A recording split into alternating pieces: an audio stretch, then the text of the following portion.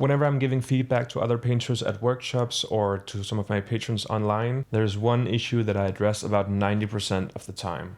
It is so universal that I have no problem saying that if you practice this one skill, your painting is going to drastically improve. And I know this because it's how I've been able to improve on my own painting. This skill is something that I've talked about before, and I'm sure I'll talk about it after this video as well. But it is so important that I feel like it deserves a video of its own. So, the single piece of feedback that I give to almost all of the painters I see is to sketch.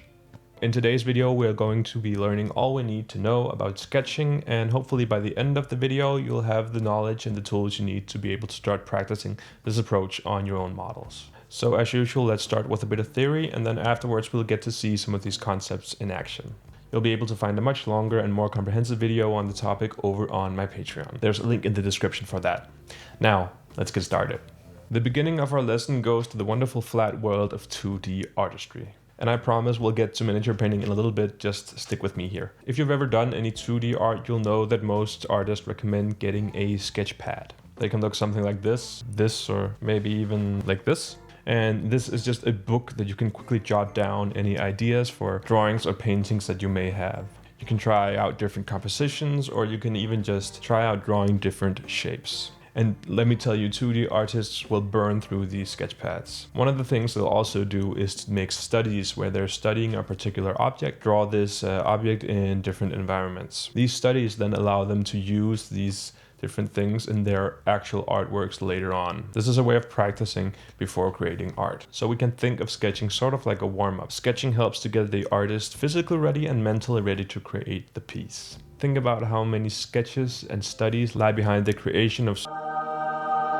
Also, you can consider how no one would try to make something like this without having the proper preparation in place. This sketching technique is tried and true. People have been learning how to draw and paint like this for hundreds of years. But there is one problem though, and it's a big one. Our egos. When we pick up our pencil or brush, we want to create something that looks beautiful. I mean, no one wants to make a drawing that looks like this. I mean, look at that thing.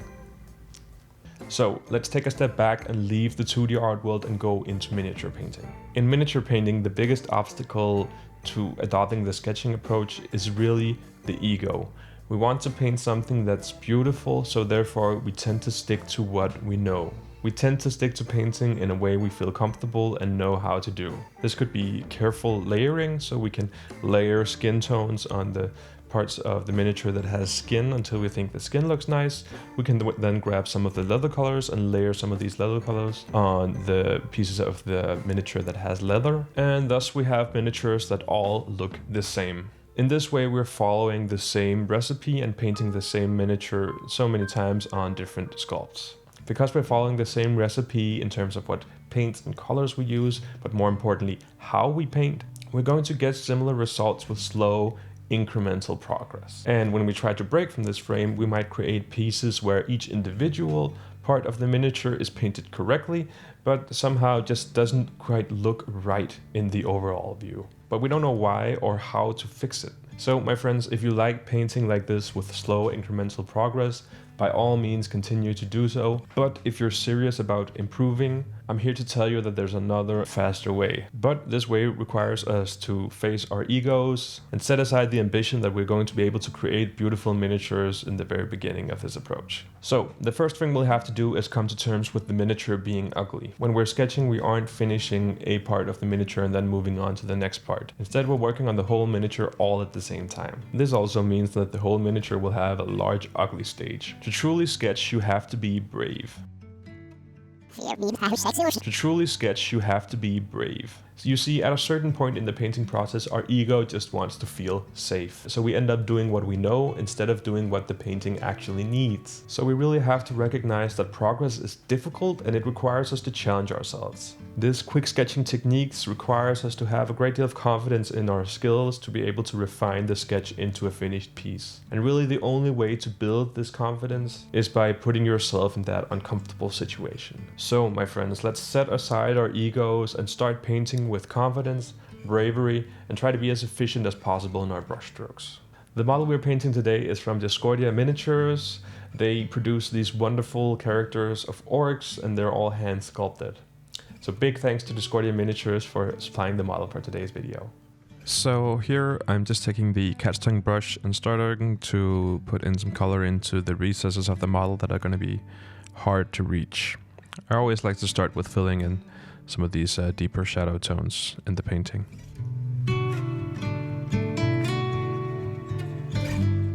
This model has quite a few crevices around the neck area.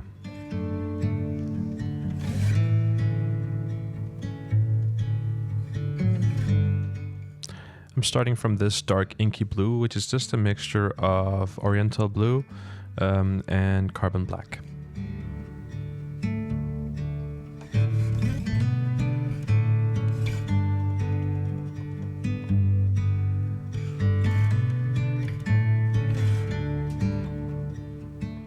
And here we skip ahead a little bit to where I put on some more of the sort of skin tone colors with a clear red base, and then I'm just kind of working on the general volume of the face now to put in some more brightness or some more light on the face.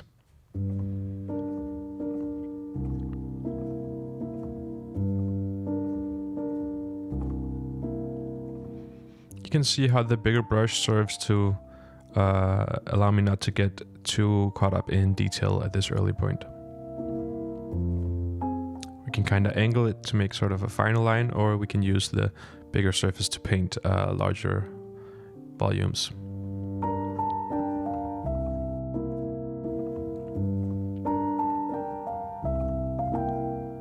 Again, adding some of the light to the torso.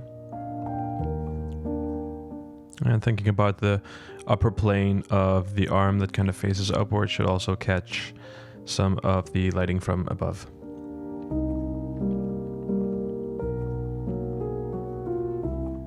You can see how the strong additions of red really helps to tint the skin in select areas to have more of a warm tone to it. And from there, I think the skin tone is locked in all right, so I'll start to again work with the deepest shadows on this sort of metal armor bit that he has sitting in the middle there. You can start by darkening most of the lower parts of it. So I hope you notice how here, instead of kind of trying to finish the face or try to refine the skin, I try to move on to other parts of the model to keep that sketching approach intact. So it's not base coating each individual part, but it is sort of getting a rough estimation of how you want the material to read and blocking in some of these values, but then quickly moving on to the next piece. This keeps us thinking and focusing on the context and the general view of the miniature. And we can even use some of the skin tone on this armor bit here.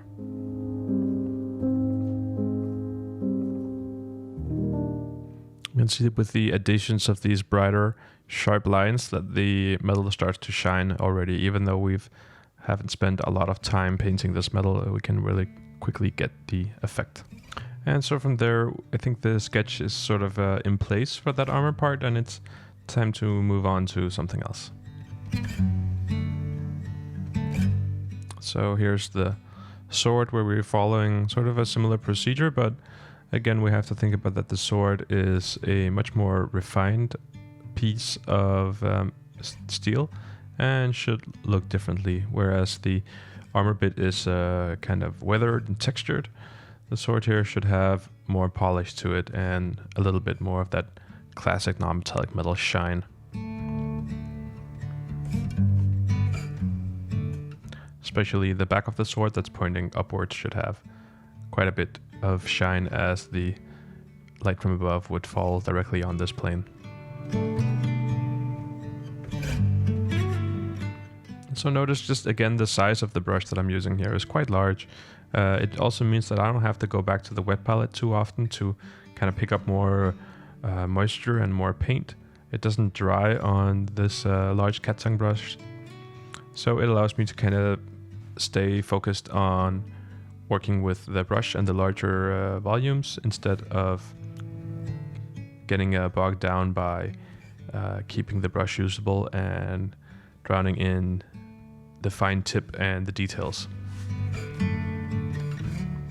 Again, placing the highlight here on the edges and sort of on the end of the sword.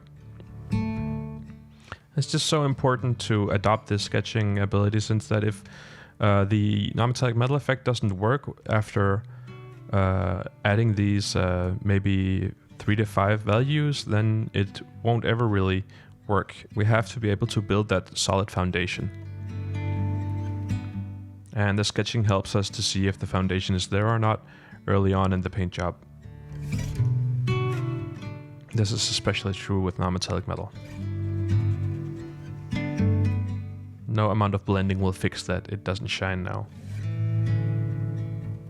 Once that's done, we can kind of refine the face a little bit. We can build some brighter volumes on the, or some brighter highlights, I should say, on the kind of more raised elements of the face, such as the forehead and the nose. And try to just give that final push of lighting here. Again, thinking back to the example I was mentioning in the theoretical part of the video where we talked about the contrast scale. So really giving it that final push and being just a little bit more brave with the contrast than maybe I otherwise would, just to really sell the idea that we can be quite brave with contrast, especially when we're working with the final highlights in such small areas as we are here.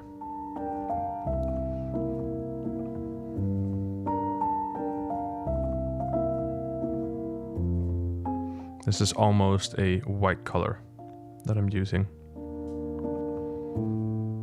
Has a little bit of cold blue in it, I think. Of course, since we've brightened the lighting on the face so much, some of the skin tones simply just have 2 dark shadows. So here we can fill in some of the red midtone on the oblique area and some of that, the kind of arm that sits towards the back there.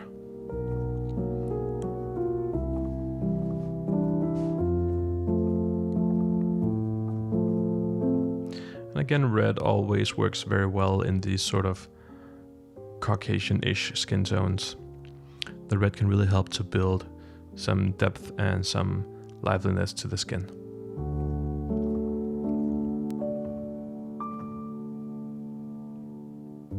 And here I'm just dealing with some of the areas that I didn't kind of consider when I did my initial sketch.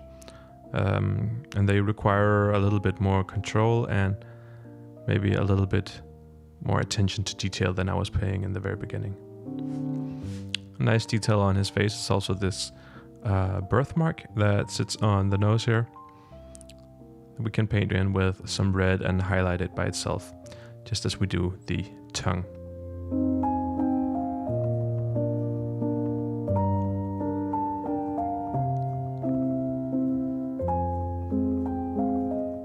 We also always want to add some more of the red in the ears, because the skin on the ears is very thin, so blood vessels are quite easily visible through the skin that sits on the ears usually.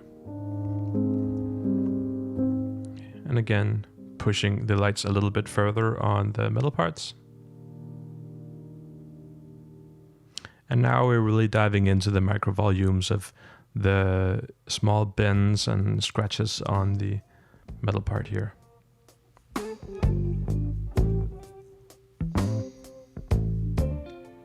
Once that's done, we can come in with some color glazing just to create some variety in the metal and maybe give a nod toward this metal being more worn and having some rust or something on it. So this transparent orange that I'm working with here really serves well to kind of give that feeling of some different color in the metal, yeah.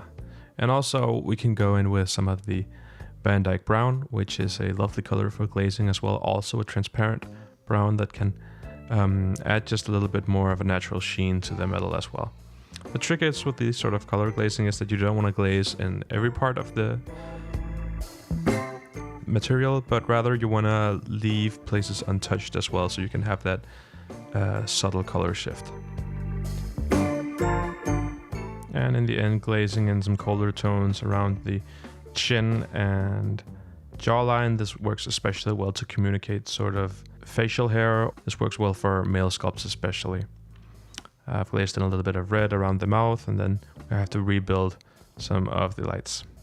And so this is the point in the video where we'll have our reveal and look at the final model. And in the spirit of not letting our egos dictate everything, I think I'll call the model finished here and move on to another project. And though this is not my best or most refined work, I hope that you can see how the sketching process benefits me as a painter.